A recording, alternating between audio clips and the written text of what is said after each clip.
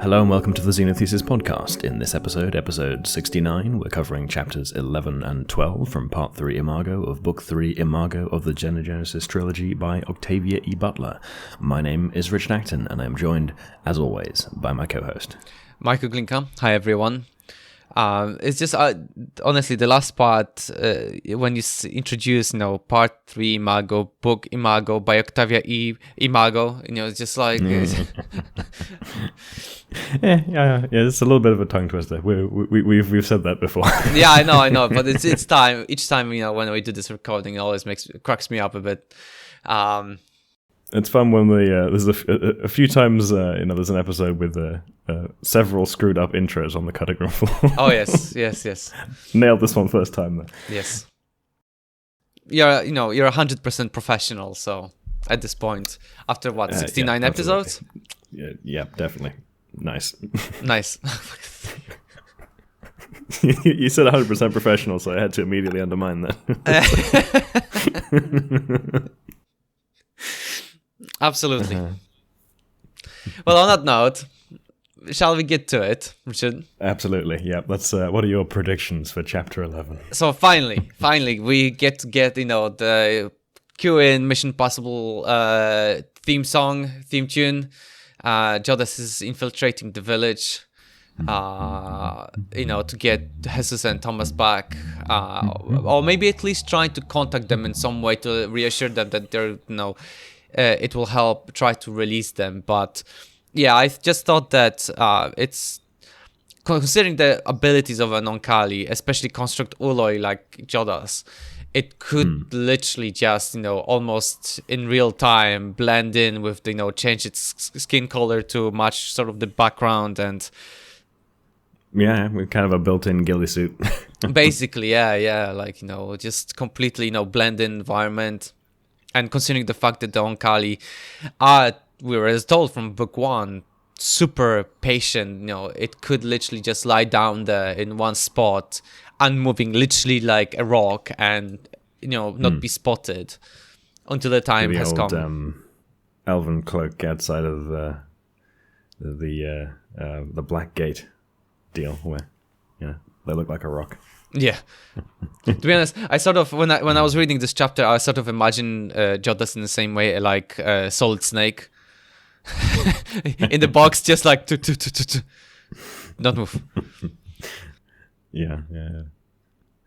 But yeah, it doesn't quite entirely go to plan. To be fair, it is Octavia Butler. If anything went to plan as the characters planned it originally, that would be a miracle. So, Yeah, that doesn't ever really seem to happen. No. There are no perfectly executed heist plans with flashbacks in the. No, unfortunately, they're not. No.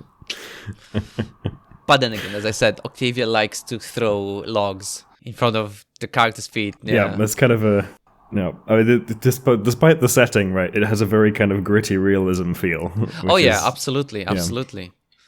But it was it's funny because we had Lilith, and honestly, Lilith as a character is amazing. But we always thought of her like Terminator, her behavior and her attitude and everything. But then again, we also get to learn how delicate actually, when how she's trying to do the best of the situation, the shitty situation she got put in. Akin the same, right? A Oankali, the construct male, the first one of that, got stuck with humans because Octavia, and then finally Jodahs, being that shouldn't be there, shouldn't be, there shouldn't be any construct Ooloi, and yet there is. Deal with it, and now on the journey they have some issues, right? There's always something that they can't really take a breather.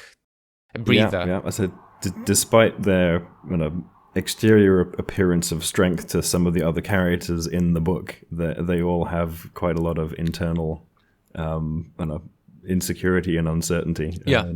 And their own significant struggles. It's it's a very well presented in that regard, and you see it in the way that the other characters see one another, right? Absolutely. Lilith was initially pretty vulnerable to the Oankali, right? And because of her situation, they had her captive, they had her completely at a disadvantage. But she remained sort of stoically determined and just sort of let things unfold until she could get some grip on something or other. But other characters later on, when she's certainly when she's their mother, right? They see her as pretty formidable and intimidating. Yes. So you get the different views on the different characters, and of course the Oankali to all of the humans, they have significant abilities. Although one of the interesting things I think about the way that Octavia writes the Oankali abilities is they're not usually they're not like super overpowered, right? They're pretty powerful, but a lot of them are just kind of like minor, like just if we dial up, okay, you have better memory, we dial up the strength, you got some additional this, that. It's not sort of, stupidly overpowered or anything. It's just that it illustrates quite how much of an advantage you can get from kind of a moderate tweak in capabilities. Yes, absolutely. If you apply it intelligently and in combination. Yeah, absolutely. You're absolutely right on that, because it did show, like the Oankali can heal themselves from a shot, right, from a gun wound, but enough of those and they're down. Like it's not like in some science fiction where you shoot an alien and it just literally does nothing. It's obvious that they have that ability. Lilith obviously had this was modified to have her muscles to exert more strength than usual, right? And that was just a tweak that's not that significant, right? Like they didn't change her biochemistry that much. They just basically wind it up a bit more. Yeah. So it's I think we often talk about this, and we often talked about the fact that how different would it be if humanity met the Oankali as an equal, right? Like there was no war, but there was like when humanity was at its peak, right? Mm-hmm. The Oankali probably would not have stand a chance that much if every country pointed nukes at them. And at that mothership, like it would be a pretty devastating, I result. I have a sneaking suspicion the mothership would be surprisingly resilient to attacks from nukes. I mean, maybe some like crazy kinetic weaponry, and if you could toss an asteroid at it or something, but it's got to be pretty resilient for multi-thousand year interstellar travel. So I'm hesitant to say that an onslaught of nuclear weapons would be enough to see them off. But to completely destroy the mothership. Potentially not fully destroy it, but definitely injure it enough to. Oh yeah. Yeah, I think it would definitely have deterred them from coming down to Earth. I think if we'd had a more confrontational. Oh, absolutely. But it just feels to me that it's a the whole faction of resistors, right? Like there will be definitely much more enhanced, especially with the thing is though, the one thing that Octavia Butler took advantage of, or at least the age that she wrote the times that she wrote the books in, was that there was no existence of internet, because internet pretty much not really a thing. Well, the web was not really a thing until 91. The internet kind of predates that with ARPANET and so on, but but I mean really as in modern nowadays, social media, that you can literally exchange any thought, the fact that nowadays it's so easy for certain groups to combine to find each other, right? Like resistors in the books only have if they travel and meet some people that happen to have similar sort of point of view, and it could be someone that's completely depraved and they just want to seek and destroy. But it would be much more difficult for the Oankali to suppress a lot of the information and flow if it was like modern world sort of planet, or Earth. Yeah. And I mean, and if we like met them in the context of, I don't know, establishing diplomatic relations or something, right? And we sent a delegation to go and meet the Oankali on a shuttle or something. Like when they all came back and they were like, I love them. They're awesome. Yeah, slightly high and just like overly enthusiastic about the Oankali, would be like, this is a little suspicious. Yeah, exactly. And to be like, definitely probably institute, like biohazard protocols or something, Yeah. so they couldn't, mess with the representatives' minds while conducting negotiations. I'm pretty sure, like, I think that probably the first meetings would be done in some biohazmat suits, so like, to ensure that, there is no, or at least consecutive meetings would be in biohazmat to prevent any pheromone, affliction, especially, if, imagine construct Oolois eventually, with their, like, literally a cloud of chemicals, pheromones being sent into and just suddenly everybody's pacified. This is it reminds me a lot of Arrival, the film. I haven't seen it. That's a really good one. It's a Denis Villeneuve film with Amy Adams and Jeremy Renner, I think. Okay. But yeah, it's a well worthwhile watching. But it's a first contact film. But, okay. Quite different in some ways. Okay, I will have to check it out. The visuals of that strike me a lot as was reminding me of how I would picture kind of like a human Oankali first meeting. Okay. If it had been humans encountering the Oankali at the height of civilization. Yeah. Okay, I'll need to check it out. Maybe on that note, let's get to the summary. Yeah. Because we went off the tangent. I apologize. I started the tangent, but what else to it's expect? all tangents. Yes, it's always all tangents.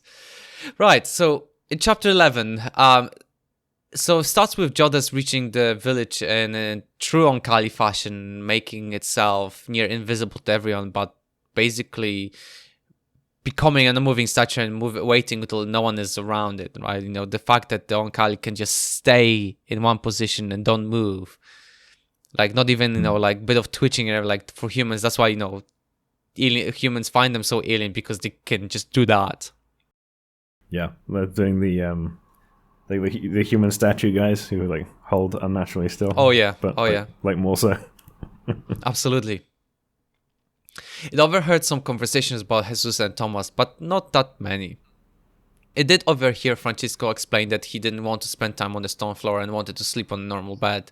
So that's why he was down here. And no one questioned the man further, being an elder did have its privileges. As majority of humans around Jodahs went to sleep, the Ooloi could hear some shouting. It seems that in one of the houses, a man was beating up his wife. It initially scared Jodahs, because of this screaming and noise. But eventually the Ooloi started moving forward towards where Jesus and Thomas were kept. The building... It's those little kind of points of color in the background. Oh yeah, that characterize Octavia's writing. Right, there's always something like dark and fucked up. Oh yeah, on. it really is. It's just like, oh yeah, everybody's asleep except for these people and this man that's beating up his wife. Okay, cool. Yeah, thanks, Octavia. Let's move past that. Yeah. It almost feels like, I don't know, she's writing about her own neighbors or something at some point, like because it almost feels like surreal for people to like, unless you experience that, you can't really like, I don't know, Octavia has really dark. Yeah, I mean, there's not always an awful lot about a kind of detail of her, like there's a couple of like studies, like books. I've read a little bits of them about her life, but there's not like a huge amount of biographical detail about some of this stuff, so I don't know quite where she got all the dark yet. Yeah, but yeah. So yeah, maybe her diaries have more from the collection, but not all of them have been fully read through. Oh, okay. Yeah, it's definitely something to check out.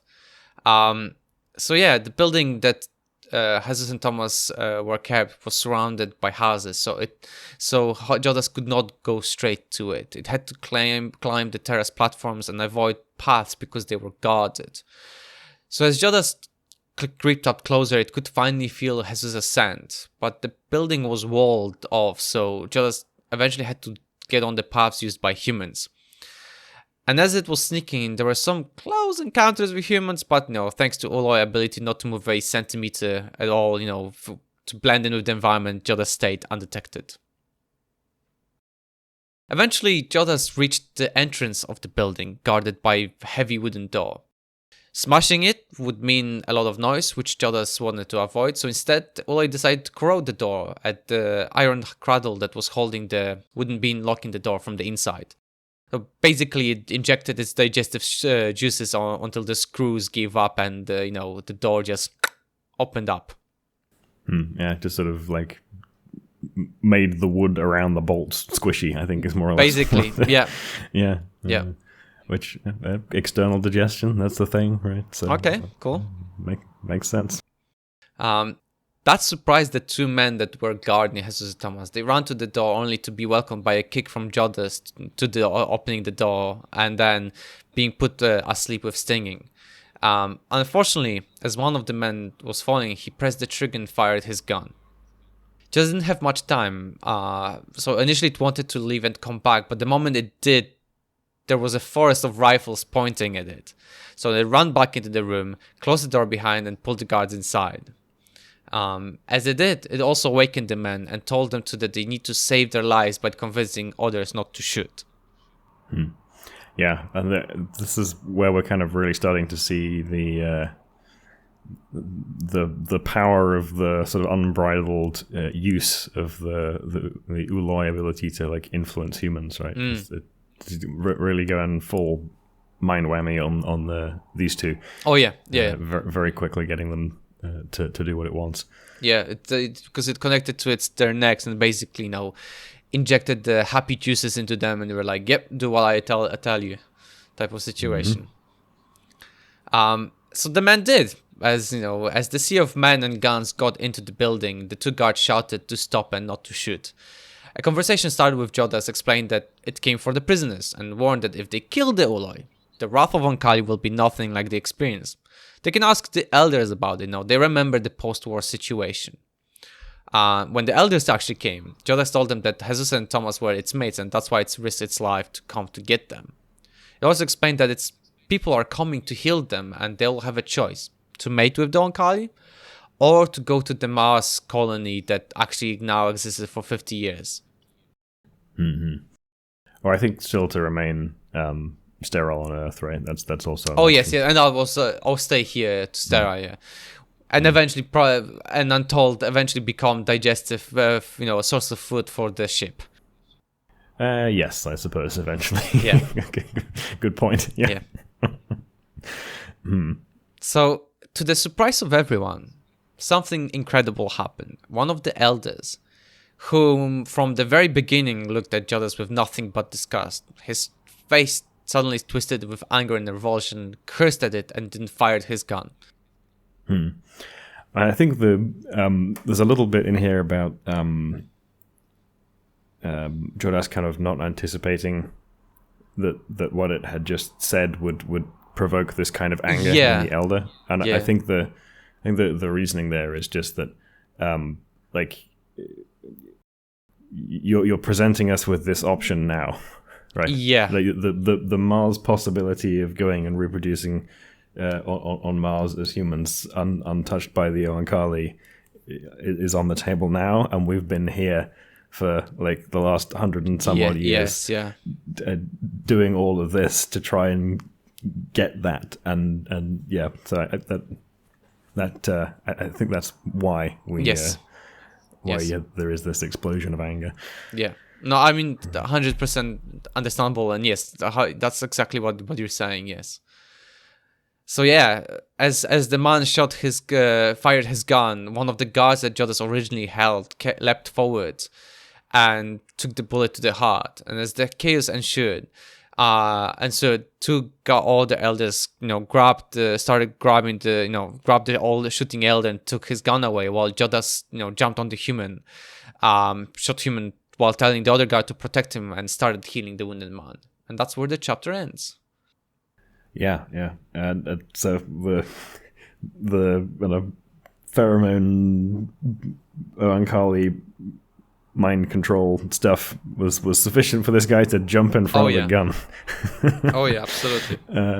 Yeah. And then shot right through the heart.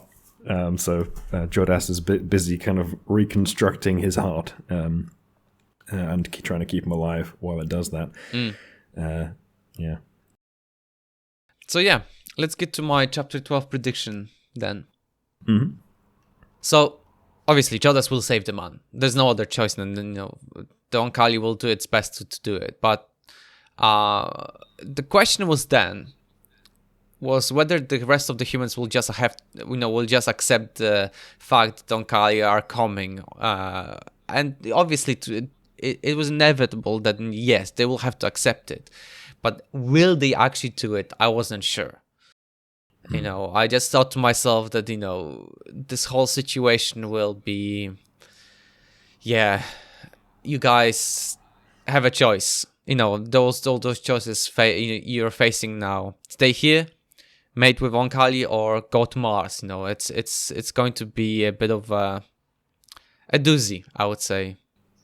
For them. And they've got to figure out how to whether or not they're going to believe Jodahs and how to deal with that. So I think it makes sense what they end up choosing to do to some degree, because it's kind of the least worst option for them. Yeah. And it's a way of hedging their bets, which is pleasantly rational for the humans in this world. They actually made what seems like a sensible decision, mostly. So let's get to it, to chapter 12. Mm-hmm. The man lived. Jodahs saved the man, even though literally the guard took a bullet from a basically blunderbuss from a point blank range. It was tired though and hungry, so it asked other guard to bring him some plant food. The man went immediately. Pheromones were a hell of a drug. Obviously, as they all waited, some of the humans started goading Jodahs, trying to play some psychological games, saying that the man won't come back, or maybe they won't let him back. But Jodahs wasn't so sure what the full game was, so it just ignored them until the guard came back with a dish of cooked beans, grains, and some fruit. It's stuff like that kind of feeds what we were saying earlier about the kind of the realism feel, right? The Jodahs has just like healed this massive chest wound, and now it's hungry, right? It took a lot of energy out of it to actually to like, fix all that stuff. Yeah, which makes sense. There's kind of there's still physics, right? Oh yeah, it's still there's it actual still all makes sense. Yeah. Absolutely, there's actual physical, evidence of like the if you do something, you need to expend some energy. It's not superhero type of stuff that like you use or magic. There's consequences to this stuff, yeah. Mm-hmm. And this is why I actually generally love this book. I mean, we've been going at this for like 2 years now, and when you really read something in this depth, to understand and discuss it, like you really start to appreciate how well written it is, and how it starts to sort of overshadow a lot of things that you've read, because obviously it's like, there's superpowers, but is there any consequences to those things? And Yeah, it is one of those things where, like, once you've read something where someone has paid this much attention to all of the details and like the consistency of the way that the world works and everything, it sometimes it colors the way you see other stuff, because it's like, oh, that was kind of lazy. Yeah, like, you didn't really do any of this work that like some of these other people have done to just make it like really, really feel like the world is real in its textures and its little details, right? The attention to detail, the consistency, all that kind of stuff really shines through in something that's this kind of a labor of love, and, like obsessive detail. Yeah, absolutely. So yeah, eventually Francisco came with 3 more elders. Here's the description from the book of what they look like. They were grey-haired and their faces were deeply lined. One of them walked with a severe limp. The other two were gaunt and bent. They had probably been old before the war. Francisco went to Jodahs and asked if he was alright. He then told him that they decided the Jodahs will have to wait here until the Oankali arrive. Also, Aoar was captured because Santos couldn't keep his stupid mouth shut and got in an argument with someone. As a payment though, Santos got a nice hit with a club to the head. In the book it says that Santos tried to bite someone and then basically they smacked him in the head. Yeah, so it seems like maybe there was a reason Santos was living up on the top of that mountain. Maybe from like at this point personality. I'm pretty much certain that's why they basically beat him up, because insufferable character is the worst, Yeah, I mean, he undoubtedly had his reasons, but I mean, to be fair, seems like he's become a bit of a dick. Yes, he is a bit of a dick, but in the same time, he seems to be a very intelligent man, because there's a reason why he did it, and he didn't probably on purpose. Because continuing on, Jodahs asked what happened with the rest of the humans, and Francisco told him nothing until someone, interjected maybe they should be hanged. But Francisco told them that the only reason he is here is because they were ambushed and he came back home early. Interestingly, it was Santos who suggested them to stay. The man knew exactly what he was doing. The presence of Oankali would mean that all of the humans would be under the effects of the pheromones and thus being pacified, not wanting to fight. So the Oankali would not have to do anything but just to arrive. No gassing, no nothing serious, just, arrive and hello, that type of situation. So even though... assuming he actually had that in mind... again? Assuming he actually had that in mind as a strategy, then it's probably a sensible thing to do. But to be fair, it was... sort of foreshadowed earlier with the conversation between him, Francisco, and Jodahs. Earlier on the top of the, on that little house, on the top of the cliff, because it was shown that the Santos understood that their acceptance of Oankali is not natural. He figured out, Santos being a annoying dick comes also from the fact that he is intelligent. His, he can tell immediately in his connect the dots together, and that maybe that's why people don't like him, because he doesn't know how to filter out that he understands certain concepts. He doesn't filter out what he thinks, because the way he is. He's physically different and a bit too sharp. Yeah. Yes. And, which is and then he doesn't filter the sharp tongue of his, and can't keep his mouth shut. So, a recipe for being the village outcast, basically. But it also proved that he knew what he was doing, because he immediately realized that Oankali are affecting them somehow, and it's not natural for them to be like so happy and pacified by the presence of them just by meeting them. So and I think the other thing, it also kind of works on the other side of the strategy, in that if the rest of the Oankali actually don't know that the village exists, then making sure that none of them leave is important. So if the humans are still unsure of whether or not anyone else knows, maybe these two are just out here on their own and that no one else knows where they are, right? Could be a thing, long shot, but might be the case. In that case, you want to make sure that they don't go anywhere, so that the rest of the Oankali don't show up. Absolutely. So I assume that this works on two levels, in that if the Oankali don't leave, the rest of the Oankali don't show up, potentially, if they don't know they're here. And if the Oankali do show up, it will be more peaceable when they do. So, good plan. Yeah, it was 10 out of 10 solid plan. If it was, actually planned, or just, Santos didn't just, couldn't keep his mouth shut and just happened to work. No. And I think the elders also kind of like see that reasoning. As well, right? They think, okay, we'll keep you here, and wait and see whether or not the rest of you actually show up. So well, then after that, Jodahs asked them to bring Aoar to ensure it was fine, and Aoar was eventually brought to Jodahs. We were told earlier that Aoar was shot, but its gun wound was already healed by the time it met with Jodahs. When asked where are its mates, Jodahs was told that they are kept under guard in the house. So Jodahs told them that Aoar should be kept together with them in the house, while it and Jesus and Thomas would stay in theirs. They can be guarded if that's what makes them, for the rest comfortable. They're not gonna go anywhere. Eventually, initially people were like, no, but eventually, after arguing back and forth, and Jodahs threatening them that, if it's kept away from its mates for long enough, it can become dangerous. The Jodahs is just dictating terms of its imprisonment. Yes, pretty much, yes. Eventually the elders agreed, and the team was taken away.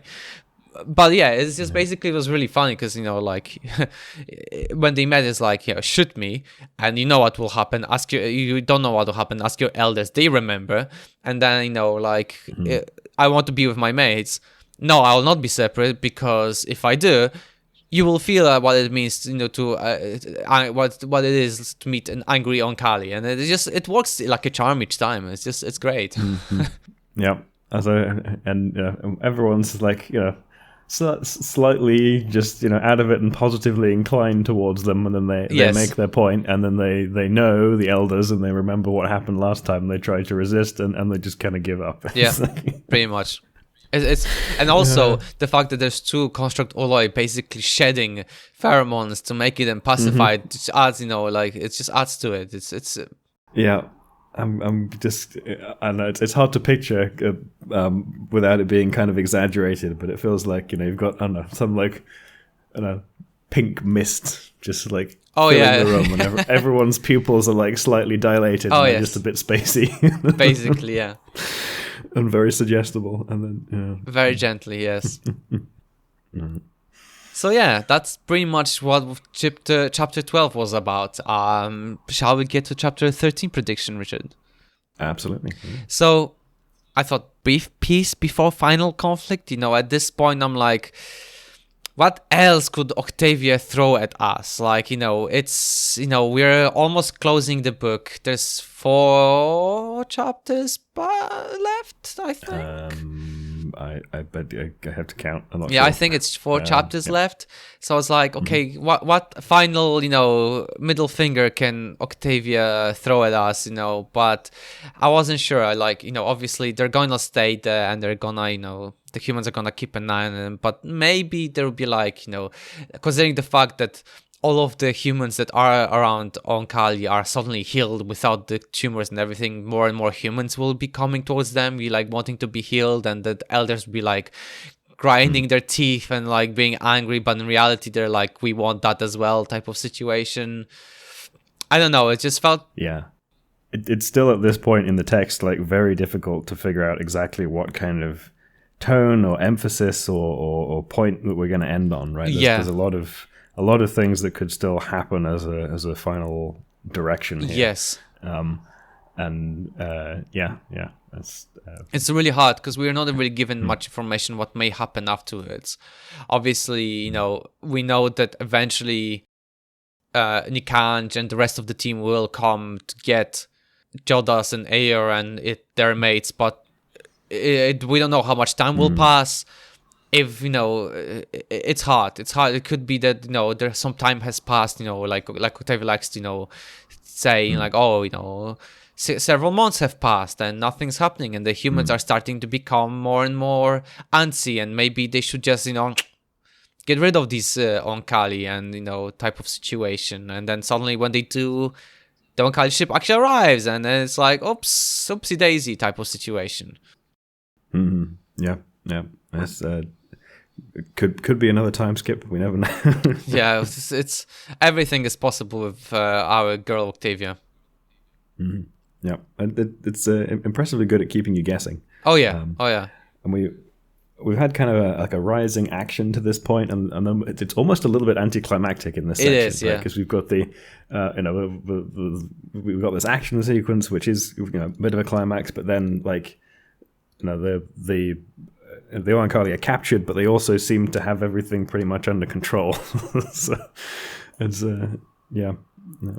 We've reunited our Jodahs with its mates, and we've got some mates for Aoar, so it's no longer falling apart. So we kind of resolved those parts of the conflict. But now we have the fate of the resistor village with the fertile humans to settle. What's gonna happen next? I mean, I wonder actually what's the population of the how many humans actually are there, because we know there's probably several villages around, and it's probably not just one, it's probably several, spread around those mountains. But I just wonder, like, or maybe even one central one with a couple of like minor satellite settlements. Yeah. That's why I was thinking that, but possibly. But I just wonder what's the population of humans in there, considering the fact that they're probably the survivability of the kids is probably not that high these days for them. They've had somewhere between 150 and a couple hundred years, and they only started with like one reproductive female, so it's although they have been having a lot of kids, but mortality's high, so can't be huge. Probably several hundred. Depends how many elders there are. Yeah, considering the fact that probably there's a lot of Oankali just rubbing their appendages and waiting, like, give me some sweet human. There might be a hell of a queue waiting for the humans, and then be like, oh, sorry, we all want to go to Mars. The Oankali be like, but do you, are you sure? And then, like, pheromone at night, pheromones, and they're like, oh, actually, we changed our mind. 99% of the village now wants to stay with Oankali. Yeah. I imagine there'll probably be one or two that are still up for Mars, but it'll be interesting to see if we get any information about what the split looks like. Yeah, I hope so. Yeah. I don't know. No, although I suspect there might be maybe there'll be a bias in for those that have. For those of the Oankali are kind of going to heal dramatically. I don't know. I suppose they might also just want to go back and be on Mars. But then, although they will have had sort of intimate exposure to the experience of the Oankali, so maybe they'll have more opportunity to influence them. Yeah, the sweet. Yeah. Let's see. I guess that's it for today, right?